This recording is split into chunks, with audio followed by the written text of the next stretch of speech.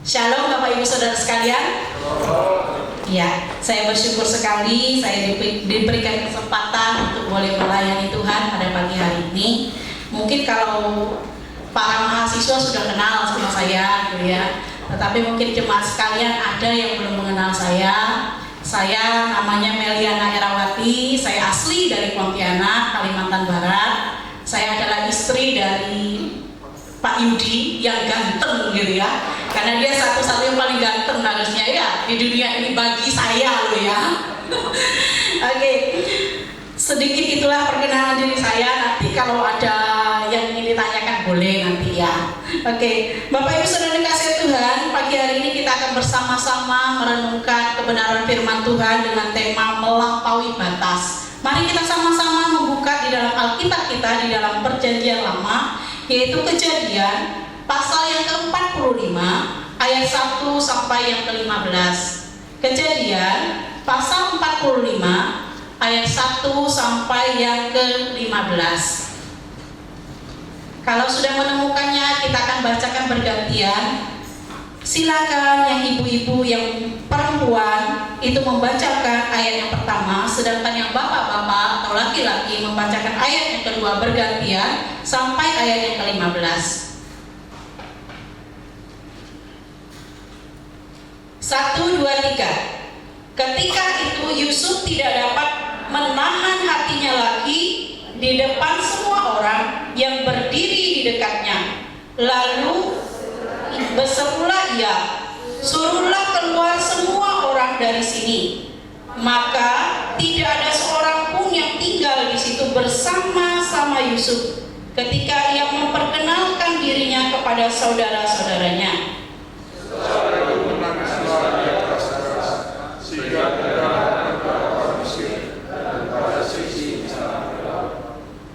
Dan Yusuf berkata kepada saudara-saudaranya, "Akulah Yusuf, masih hidupkah Bapa?" Tetapi saudara-saudaranya tidak dapat menjawabnya, sebab mereka takut dan gentar menghadapi dia.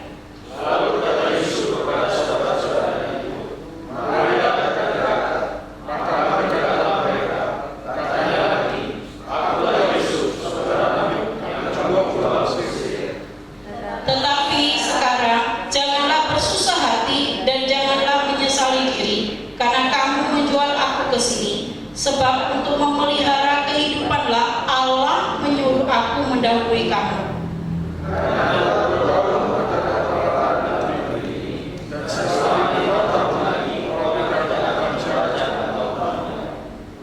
Maka Allah telah menyuruh kamu mendahului kamu untuk menjamin kelanjutan keturunanmu di bumi ini dan untuk memelihara hidupmu sehingga sebagian besar daripadamu tertolong. Jadi bukanlah kamu yang berdoa sini, tetapi Allah, Dialah yang telah membenarkan aku sebagai bapa bagi kamu dan tuan atas seluruh istananya dan sebagai kuasa atas seluruh tanah Mesir. Segeralah kamu kembali kepada bapa dan katakanlah kepadanya, beginilah kata Yusuf anakmu, Allah telah menempatkan aku sebagai tuan atas seluruh Mesir. Datanglah mendapatkan aku, janganlah tunggu-tunggu. Engkau akan tinggal di tanah Goshen dan akan dekat kepadaku. Engkau serta anak dan cucumu, kambing domba dan lembu-sapimu dan segala kambing. Di sanalah aku akan memelihara engkau, sebab kelaparan ini masih ada 5 tahun lagi, supaya engkau jangan jatuh miskin bersama seisi rumahmu dan semua orang yang ikut serta dengan engkau. Dan kamu telah dilakukan dengan masa sendiri dan saudara Benyamin juga, bahwa untuk sendiri menyatakannya kepada kita. Sebab itu ceritakanlah kepada Bapa segala kemuliaan di negeri Mesir ini dan segala yang telah kamu lihat. Kemudian segeralah bawa Bapa kemari. Lalu dikurniakan Benyamin adiknya itu dan menangis dia dan menangis juga Benyamin pada kaum Yusuf. Yusuf mencium semua saudaranya itu dengan mesra dan ia menangis sambil memeluk mereka. Sesudah itu barulah saudara-saudaranya bercakap-cakap dengan dia.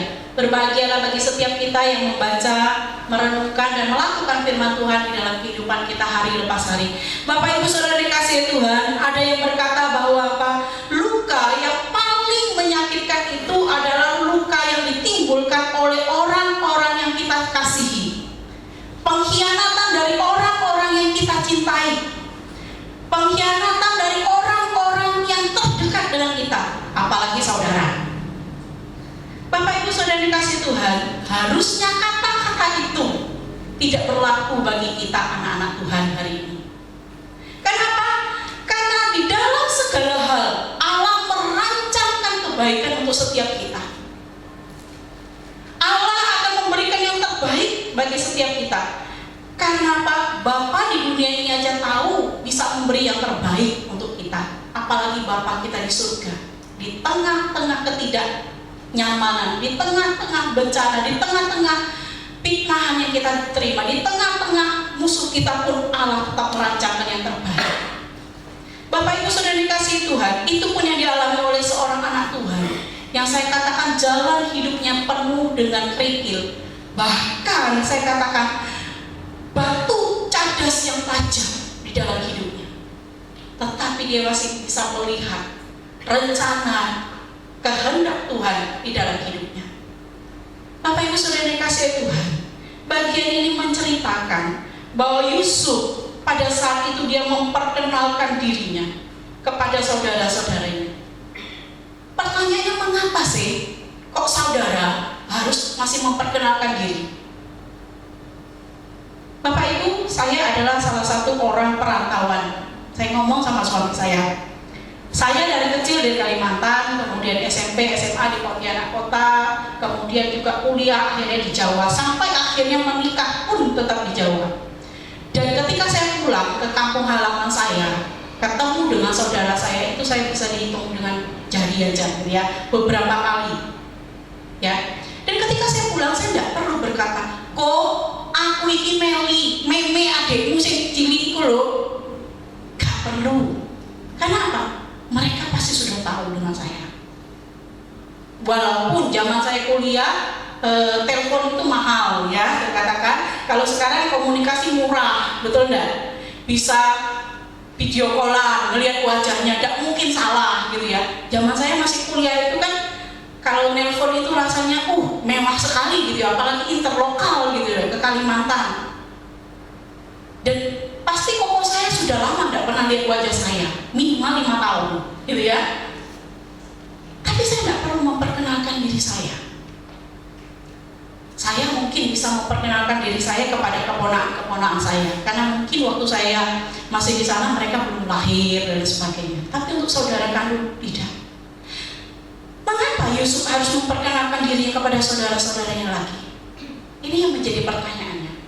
Cerita ini sebenarnya dilatar belakangi masalah yang saya katakan tidak indah bagi Yusuf, yaitu ketika Yusuf masih sangat muda. Di bagian lain sebelum firman Tuhan ini katakan kira-kira usia Yusuf 17 tahun. Yusuf itu dikasihi oleh ayahnya. Memang cinta kasih ayahnya sepertinya lebih berat kepada Yusuf. Dan saudara-saudaranya melihat itu, timbullah rasa iri. Perasaan iri itu akhirnya menimbulkan perasaan benci.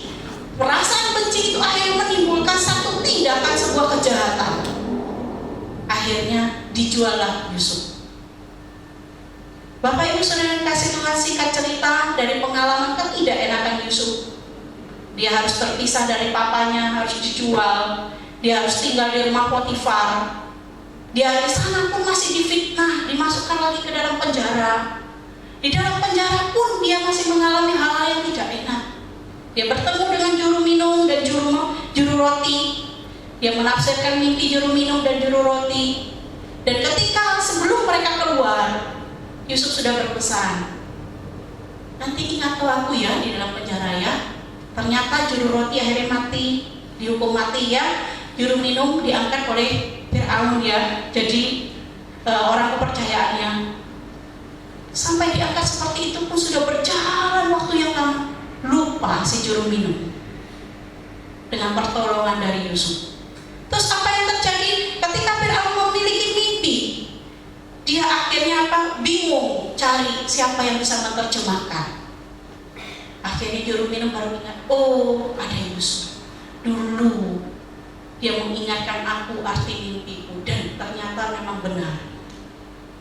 Firaun memanggil Yusuf, dan kemudian Yusuf menerjemahkan bahwa ada 7 tahun masa-masa kelimpahan yang akan mereka alami, tetapi juga ada 7 tahun berikutnya ada masa-masa kelaparan yang parah sekali yang akan mereka alami.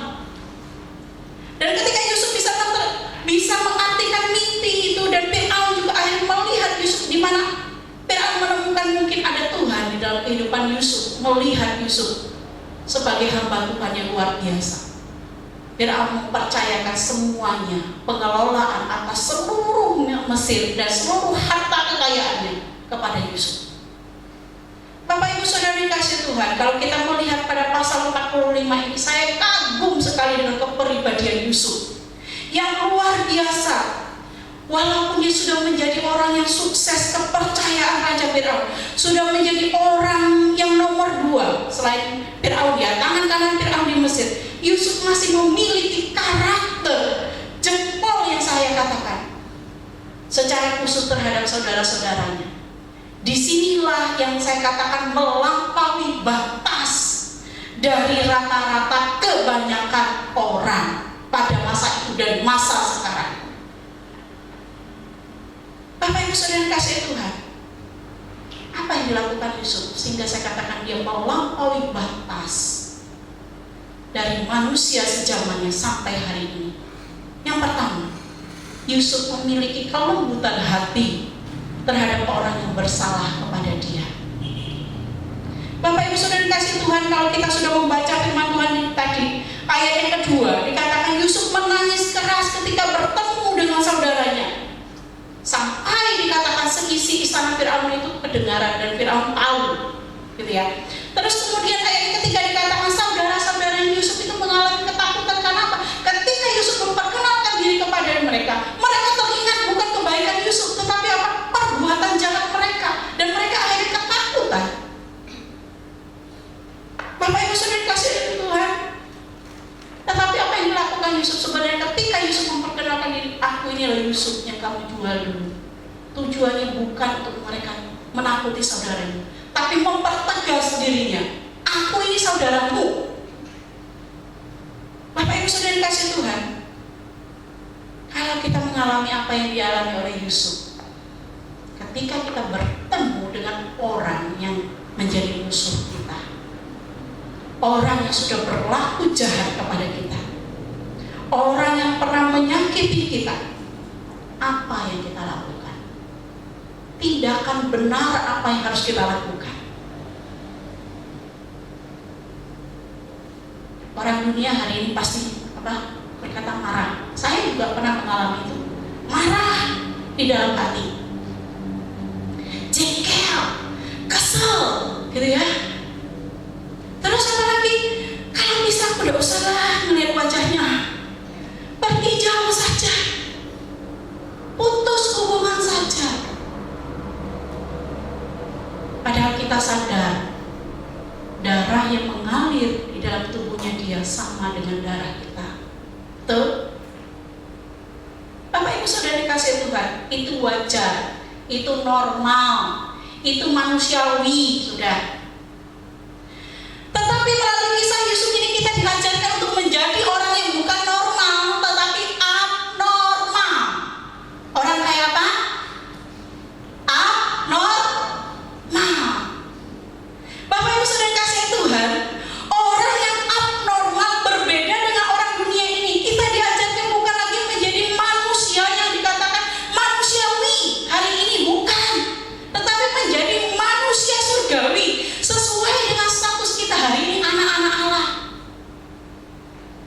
sesuai dengan keberadaan kita hari ini sebagai orang yang percaya kepada Yesus. Yesus mengajarkan setiap kita untuk mengampuni, mengasihi. Kalau orang kasih nampar pipi kananmu, kasih semuanya pipi kirimu. Bila perlu mungkin 3-4 kali monggo, gitu ya. Bapak Ibu Saudara kasih Tuhan, rasanya memang sakit. Saya percaya ada yang mungkin yang mengalami seperti yang dialami oleh Yusuf. Sakit. Tapi pada saat kita percaya kepada Yesus, diselamatkan oleh Tuhan, Roh Kudus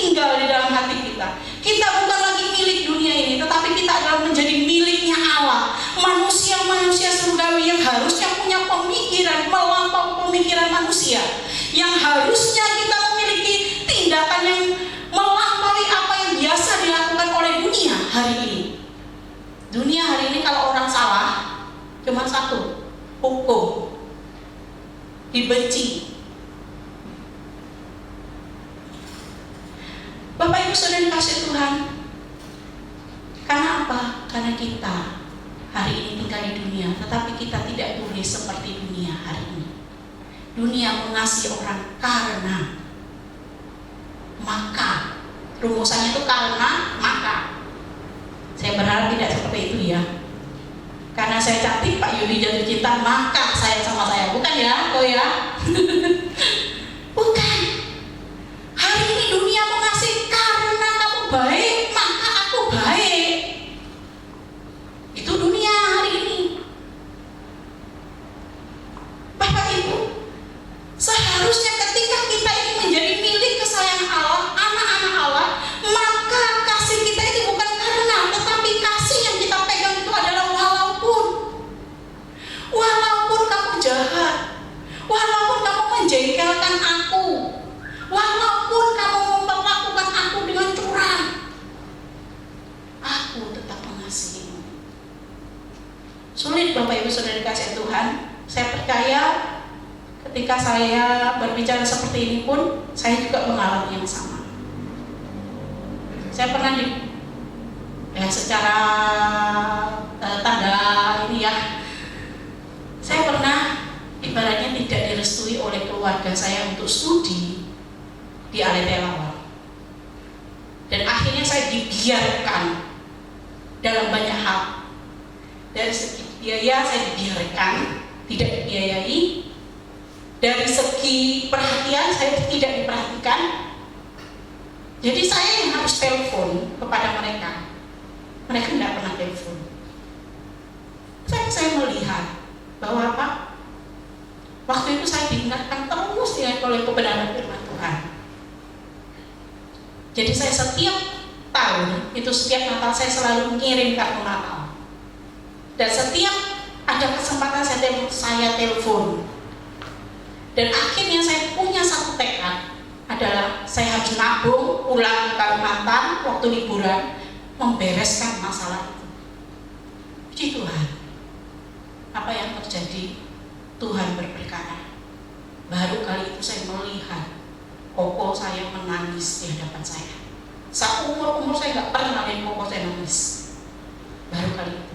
Dan dia mengakui, aku minta maaf. Bapak Ibu, akhirnya hubungan itu pulih dan indah.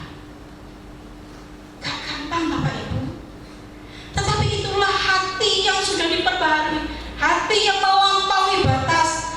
Hati itulah yang dimiliki oleh Yusuf pada saat itu.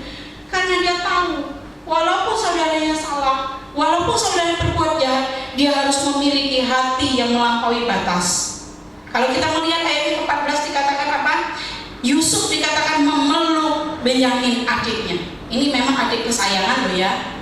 Terus yang ayat 15 dikatakan Yusuf mencium saudaranya dengan mesra dan ia menangis sampai memeluk mereka. Ini adalah kasih hati yang tanpa batas, hati manusia surgawi yang melampaui batas yang dilakukan oleh Yusuf. Bukan hanya dia sekedar memeluk, mencium, tetapi kalau kita melihat ada tindakan nyata yang dilakukan oleh Yusuf. Yusuf katakan apa? Pulang ngomong mbek papa. Ayo kesini ngumpul semua. Bahkan disiapkan tanah yang di Mesir dikatakan tanah Goshen itu, tanah yang terbaik dan paling subur. Bapak Ibu Saudara dikasih Tuhan, kalau kamu menjadi Yusuf, apakah kamu rela mau memberi yang terbaik untuk musuhmu, orang yang sudah menyakitimu?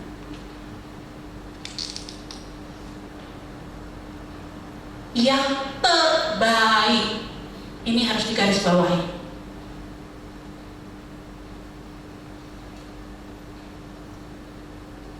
Orang dunia hari ini mungkin berkata apa? Gila kamu, bodoh kamu, gendeng kamu. Benar gak? Itu mungkin yang akan dikatakan oleh orang dunia kepada Yusuf. Hari Harusnya ini adalah sebuah kesempatan untuk kamu melakukan, membalas mereka. Oh, mereka gak punya apa-apa lagi. Tetapi tidak dengan Yusuf. Tidak. Kalau kita melihat sampai akhir hidup dari papanya Yusuf, yaitu Israel atau Yakub, ketika Yakub meninggal, saudara-saudara ini masih mengalami ketakutan luar biasa. Pada pasal yang ke-50 dikatakan, kenapa? Saudara-saudara masih berpikir, aku hari ini tidak dibalas oleh Yusuf karena papaku, karena papa. Yusuf masih melihat papa. Tetapi apa yang dijawab oleh Yusuf kalau kita melihat pada pasal yang ke-50, ya ayat yang ke-19 sampai yang ke-20 dikatakan, kata Yusuf, jangan takut, aku ini bukan pengganti Allah.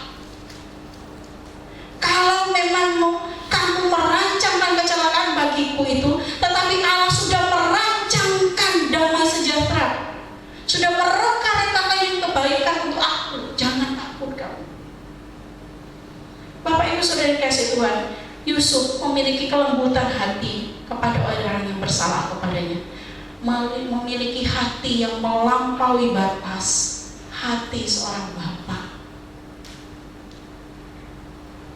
Bapak Ibu, apa yang menjadi refleksi kita hari ini?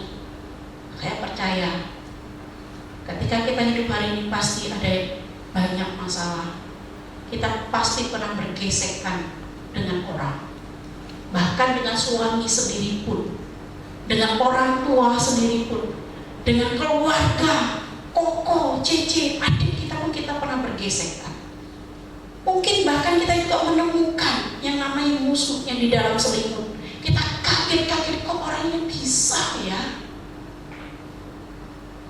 Kita merasa dihianati, kita merasa dilangkahi, kita merasa dibohongi, kita merasa ditusuk dari belakang. Apapun masalahmu dan rasa nyeri apapun yang kau rasakan hari ini, mari kita mengingat satu hal yang penting dan terpenting. Ingatlah, saya dan saudara sudah diselamatkan, sudah diampuni, dan status kita bukan lagi manusia biasa, tetapi manusia surgawi. Status yang melekat di kita adalah anak-anak Allah yang harusnya berpikir, bertindak, berlaku di luar batas, melampaui batas sesuai dengan kehendak Allah, melampaui batas dari orang-orang dunia.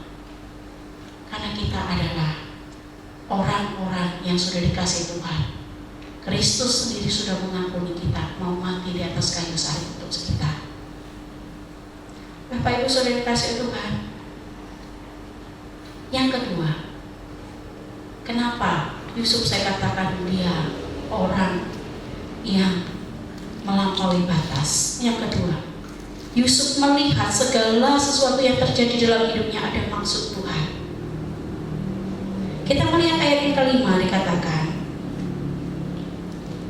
ayat yang kelima, minta seorang mahasiswi membacakan.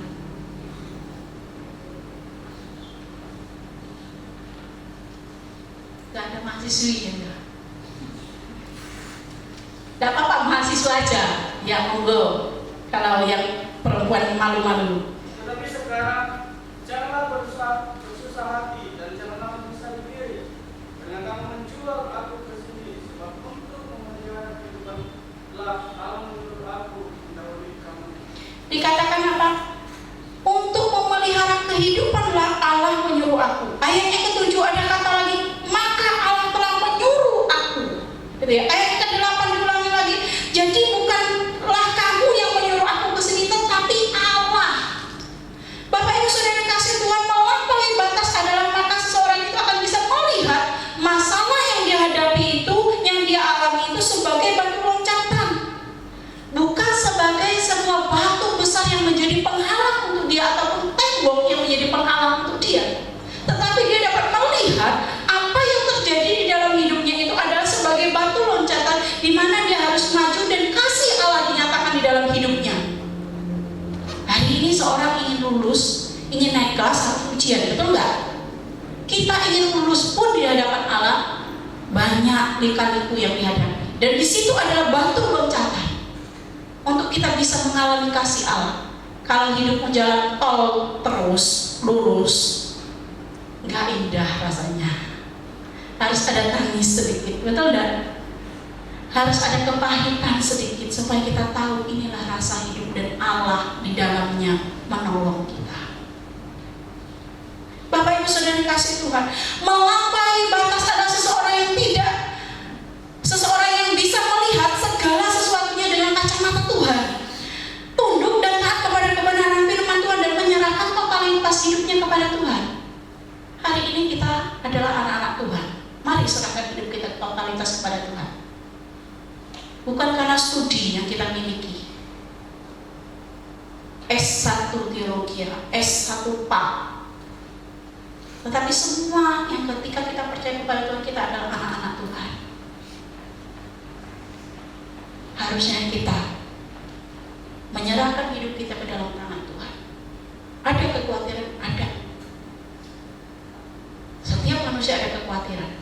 Saya juga mengalami itu. Apalagi masa-masa corona seperti ini. Yang main bank akan menjadi mengerikan, termasuk saya. Saya masih ada tabungan di bank. Ada kali saya berkata, Tuhan, aku tidak mampu. Tapi apa? Melihat itu semua Tuhan berkarya ketika kita menyerahkan hidup kita. Secara manusia kita sudah melakukan yang maksimal, lakukan bagian kita. Jujur saya katakan, ketika saya dihubungi Pak Bagio, Mel, renungan ya khotbah ya, aduh kok ojo wes gitu ya.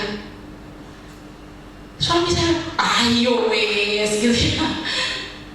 Kenapa? Saya melihat, aku cicak sibuk yo.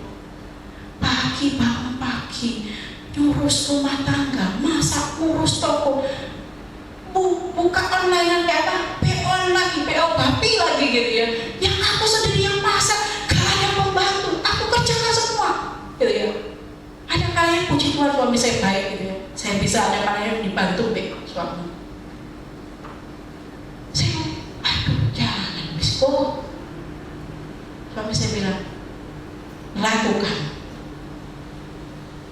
Pak Bagio bilang, jangan khawatir Mel. Ya, amin dalam hati saya, amin Pak gitu ya. Bapak Ibu Saudara yang kasih Tuhan, ketika kita berkata aku anak Allah, maka kita akan punya pemikiran, cara pandang, cara kerja melampaui batas yang sesuai dengan kehendak Tuhan, dan Tuhan akan bertindak di situ. Ayat 5, ayat 7, ayat 8 yang baru kita baca. Di tengah ketakutan dari saudaranya, Yusuf malah mengakui bahwa yang terjadi di dalam hidupnya itu adalah di dalam kendali Tuhan. Tuhan ingin memakai Yusuf untuk memelihara seluruh bangsa Mesir, bahkan keluarganya Yusuf sendiri pada saat itu. Bapak Ibu Saudara kasih Tuhan, dari sini kita dapat melihat ketika Yusuf menyadari panggilannya menjadi berkat bagi semua orang, maka hidupnya pun dituntut oleh Tuhan dengan sedemikian rupa. Yusuf tetap memiliki integritas, dia melakukan apa yang menjadi bagiannya. Dia bertanggung jawab di hadapan Tuhan, apapun yang terjadi di dalam hidupnya, yang dia lakukan, dia bertanggung jawab di hadapan Tuhan. Yang kedua, kita dapat melihat Yusuf selalu melihat tangan Tuhan merancangkan yang terbaik bagi dia, walaupun manusia merancangkan kecelakaan, tapi tangan Tuhan merancangkan yang terbaik, terindah bagi hidup dia. Saudaraku, yang menjadi refleksi kita hari ini, di dalam setiap kehidupan kita, kita punya fase perjalanan hidup. Kecil, masa remaja, dewasa, menikah, dan akhirnya tua. Pernahkah kita di dalam fase kehidupan kita duduk diam merenungkan hidup ini?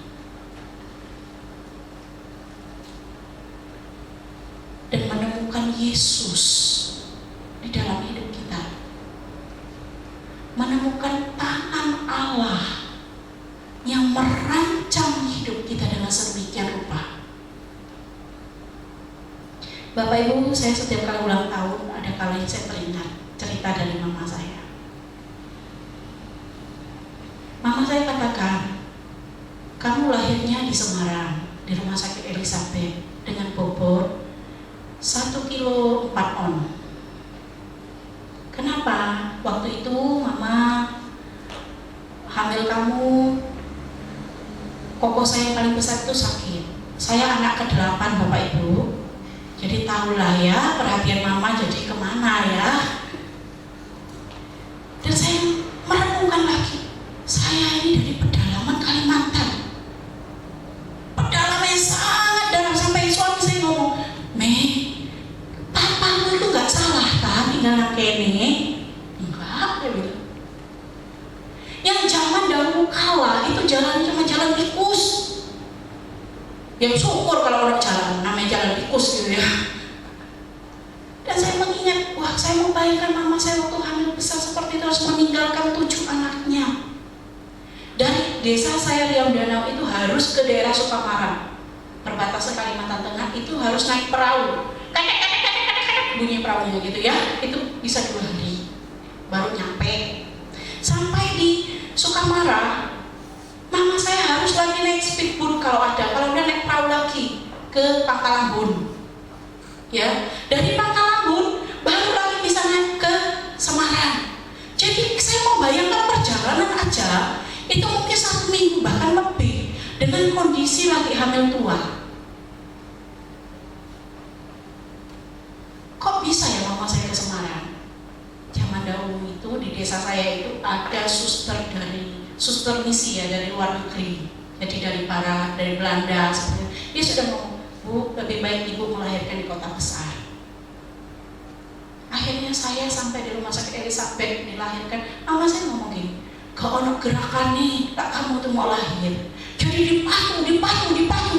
Saya membayangkan betapa sakitnya ya, walaupun saya belum pernah melahirkan ya. Betapa sakitnya kan dipacu seperti itu. Kemudian ketika sudah lahir, susternya ngomong, Bu, mau dinamai apa anaknya? Kok gak anak papaku, kok anak koko ceceku, bingung mama saya. Suster ngomong gini aja Bu ya, tak kasih nama Meliana aja. Terus ujungnya Erawati. Loh kenapa? Ya anak ini kan lahir gak ada, maksudnya papanya gak di samping ibu toh. Koko cece gak ada keluarga kan di sini kan. Biar anak ini kuat. Mama saya manut iyo. Makanya akhirnya nama saya itu. Betapa kasihannya kan, menurut pemikiran manusia ya, betapa kasihannya anak keluarga dan sebagainya. Tetapi saya melihat di situ ada rencana Tuhan, rancangan Tuhan. Tidak nyaman situasi yang dihadapi, tapi Tuhan membentuk, merancang dengan sedemikian indah. Dan saya ngomong, saya bersyukur hari ini dengan bobot saya 1,4, sekarang sudah bobotnya 70 kiloan. Dan tidak cacat sedikit pun. Pemeliharaan Tuhan kan di tengah sesuatu yang tidak enak. Bapak Ibu Saudara dikasih Tuhan, mari di dalam setiap fase kehidupan kita, sudahkah kita menjadi manusia surgawi yang berpikir, bertindak melampaui batas, jauh dan sangat jauh ke depan sampai kita menembus kekekalan, sehingga kita bisa seperti Yusuf melakukan segala sesuatu dengan penuh tanggung jawab, integritas, karena melalui semuanya itu rencana Tuhan terjadi dalam hidup kita.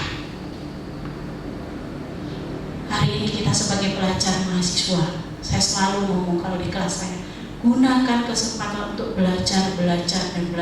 Baca buku, daripada kamu merumpi HP, mending ke perpustakaan, pinjam buku baca. Karena setelah kita keluar dari STT, akan sangat sulit untuk baca buku. Lakukan dengan maksimal. Jangan seperti teman-teman orang-orang dunia ini yang maunya santai-santai, enak-enak, makan enak, tidur enak, semua enak. Ayo, maksimal kita memiliki hati, pikiran yang melampaui batas, menjadi manusia-manusia surgawi. Sebagai ibu rumah tangga, capek dengan masak setiap hari, Bu. Saya bersyukur suami saya itu tidak pernah nuntut makan apa yang mau, gitu ya. Kalau dia tidak makan, malah saya ngomel, aku ini harus bangun pagi-pagi masak ke pasar dan sebagainya, gitu ya. Tapi itu bagian kita, tanggung jawab kita. Jangan biarkan suami dan anakmu kelaparan di tengah-tengah situasi saat ini. Di dalam rumah, lucu kalau di dalam rumah suami dan anak-anak kita bisa keleleran kelaparan. Aneh bagi saya. Lakukan itu. Sibuk, capek, tidak senang, bukan hobi. Iyo, kita masuk kalau mau memilih gitu, bisa saya pilih 1, saya nggak mau cuci piring, 2, saya nggak mau cuci baju, 3, saya nggak mau setrika pakaian panas, nggak enak gitu ya, 4 ya kalau masak oke, saya suka gitu ya. Tapi nggak bisa memilih. Itu menjadi tanggung jawab kita. Orang yang melampaui batas bisa melakukan dengan maksimal. Jangan biarkan HP yang menjadi suami pertama kita. Ketika bangun tidur dia apa? HP gitu ya. Jangan. Ketika menjadi suami, mari suami-suami yang melampaui batas yang dikasih oleh Tuhan itu, suami yang mau bekerja keras, bertanggung jawab, menjadi imam yang baik di tengah keluarganya. Lakukan yang menjadi bagian kita. Jangan putus asa. Saya tahu para bapak-bapak itu ada yang gampang putus asa, termasuk suami saya. Ada yang gampang putus asa. Aku udah iso. Mana ya? Ayo, kalau kita sudah melakukan itu semua, saya percaya kalau hidup kita bertanggung jawab, memiliki integritas, cara pandang Allah, cara pikir Allah, karakter Kristus, maka saya percaya kita akan menjadi orang-orang yang akan melampaui batas, manusia-manusia yang di atas rata-rata, saya katakan rata-rata di dunia ini, manusia-manusia surgawi yang mengalami dan yang menjadi berkat dan terang bagi orang-orang di sekeliling kita, dan nama Tuhan akan dinyatakan dalam hidup kita. Tuhan melihat kita sebagai pekerja pengusaha. Jangan mau jadi kebanyakan orang hari ini. Saya baru menyadari ketika Tuhan percayakan kami sebuah toko yang kami harus rintis gitu ya. Ada beberapa pola-pola kebiasaan dari para pembeli itu yang membuat kita jatuh dalam dosa. Contohnya, membuat nota kosong, kasih nota kosong, atau membuat nama barang yang kita tidak jual, atau mengupkan harga demi hanya untuk 2.000, 5.000, 10.000 dari mereka. Saya pernah dihina, bukan dihina ya, dilokno ya, apa ya istilahnya, duduk dihina, dimarahi dan dilokno, dia katakan, Cik, aku mau beli kawat loket, nanti notanya ya minggu depan baru saya ambil. Saya bilang nggak bisa. Kenapa harus minggu depan? Kalau Anda beli hari ini ya saya kasih hari ini. Kalau Taci tidak fleksibel seperti itu ya, toko Taci sepi nantinya. Saya bilang berkat saya dari Tuhan, bukan dari Anda. Ada lagi nota kosong ya Cik, sorry, saya nggak bisa mengeluarkan. Sampai suami saya ngomong, bagaimana mau? Jadi nggak barangnya diambil? Enggak wes, enggak apa-apa, terima kasih. Sampai hari ini kami tidak kekurangan. Kenapa? Mari kita meletakkan hati pikiran kita dengan hati yang takut akan Tuhan, karakter Kristus. Orang-orang yang melampaui batas, bukan kebanyakan manusia hari ini. Karena apa yang kita lakukan hari ini adalah kita pertanggungjawaban bukan hanya sebagai kepada manusia atau kepada suami, kepada istri, enggak, tetapi kepada Tuhan hari ini. Mari kita berdoa, minta Pak Bagio memimpin kita dalam doa. wabarakatuh.